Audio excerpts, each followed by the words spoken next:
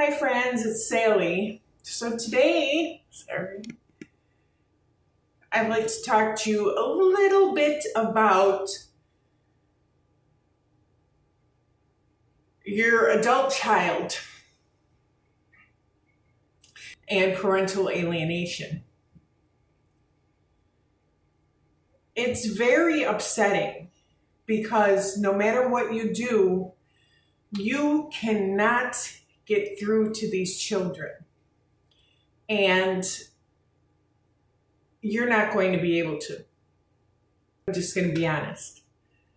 No matter what, you're not going to be able to get through to them because they have been brainwashed.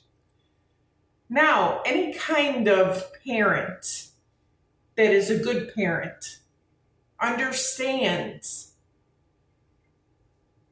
that the child needs both parents.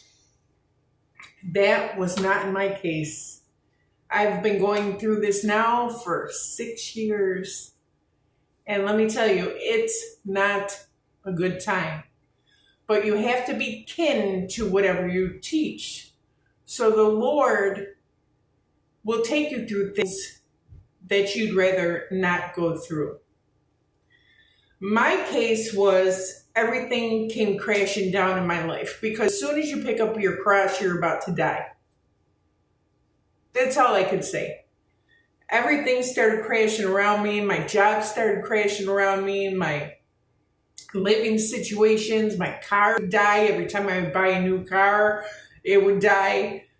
And I never really understood what was going on, but I did understand that I had healing to do and I could not take my son with me. Now, my ex was an abuser, okay? I'm not going to say the word, physical and mostly mental. Now you can get stuck in these spirals. They are spirals of trauma bonds that you can't escape. So most people will ask, well, why did you stay? Well, you can't get out. No matter how hard you try, you're in a trauma bond, and God will put you through it. If you don't get out, he's either going to remove them or he's going to remove you if you belong to the Lord, okay? So understand, what a narcissist wants to do is they want to destroy you. They want to leave you with absolutely nothing, okay? So I had to heal from that. I gave my son to the abuser. Long story short, I was with my ex-husband, and 2 days later he got married. 2 days after I was with him for 13 years. But it was the best thing that ever could have happened to me until he now had a wife to take care of my son. And so he didn't have to because he never wanted him for those 6 years that we were divorced. And, I didn't tell you. We were married for like 4 years and divorced for like 7, 9, 10, 11, nope.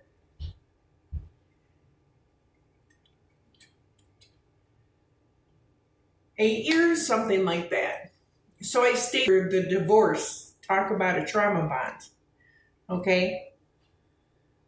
So I had to give my son to him, and as soon as I gave my son to him, this new woman was jealous of me because right before they got married, I said, he's been with me for 13 years, and you can't build on a faulty foundation.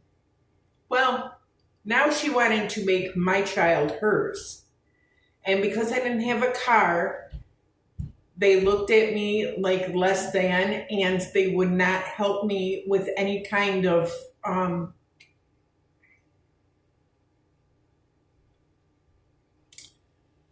visitation, okay?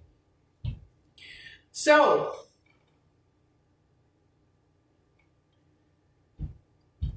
in that time, we brainwashed my kid to think that she is mom, and we erased mom.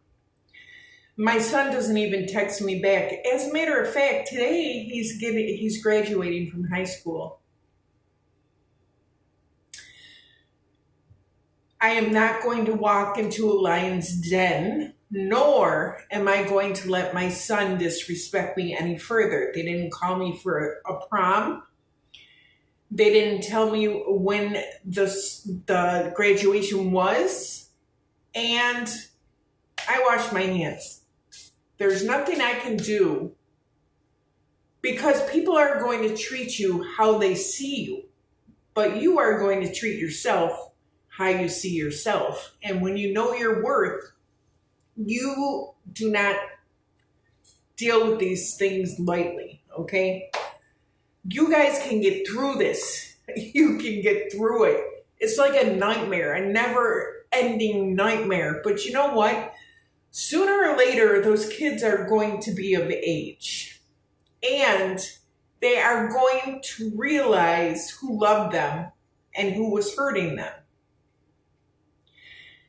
Nobody is perfect.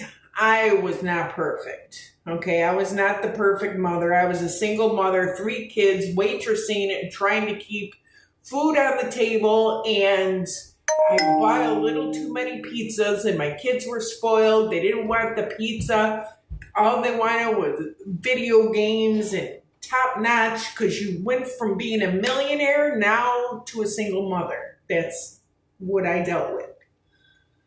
So, in all that, I had to rediscover my worth again. It took me a long time. You know, it really did. I went through some things that nobody should be put through. But it was all for purpose. And I didn't know at the time.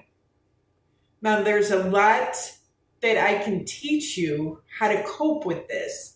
What you're going to have to do is you're going to have to put yourself first. You're going to have to pull yourself out of the pit that they dug for you and realize that they are going to return to the pit that they dug for you. That is in the Bible, okay? So, you have to breathe. You have to have a normal life. You're going to grieve. You're going to hurt.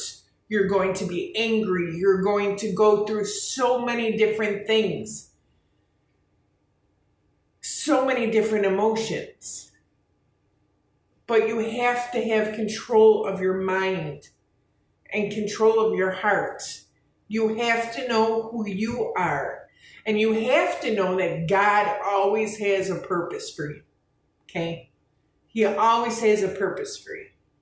So if you are going through this, chances are He wants to use you to help other people with your stories, because that is your legacy. In the Bible, it says that you have to say your testimony. So that is part of your walk with the Lord. Like and subscribe. I'll be talking to you guys later about a bunch of other topics that you have no clue. I love you guys.